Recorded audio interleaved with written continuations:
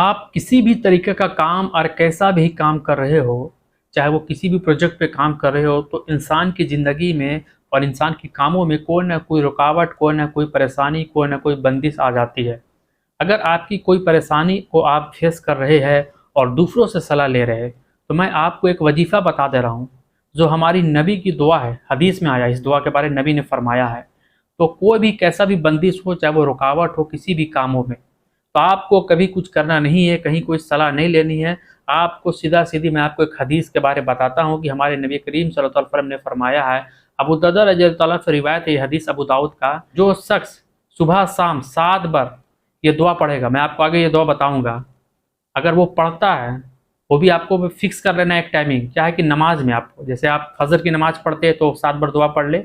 और मगरिब के बाद पढ़े तो फिर 7 बार इस दुआ को पढ़ ले। होता क्या है कि अगर आप नमाज से के टाइमिंग से पढ़ेंगे ना, तो वो एक एहतमाम होगा, एक सिस्टम बन जाएगा, एक रूटीन बन जाएगा। और याद रखें, ज़िंदगी का पहला जो होता है वजीफ़ा, वो है नमाज। अगर आप नमाज नहीं पढ़ रहे ना, तो कुछ नहीं आप, अल्लाह आपका नियत देख रहा है कि आप क्या सिर्फ वजीफ़ा से फ़ायदा लेने चाह रहे हैं,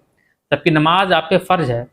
तो जो शख्स सुबह 7 बार, शाम नमाज के बाद 7 बार ये दुआ अगर पढ़ लेता है ना, तो अल्लाह उसके लिए काफ़ी है, चाहे उसकी कोई भी बंदिश हो, चाहे वो कैसा भी काम हो, वो रुकावट आ गई हो, चाहे जिस तरह की परेशानी हो,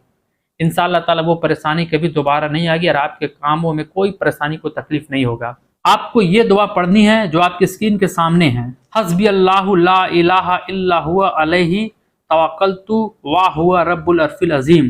तर्जुमा,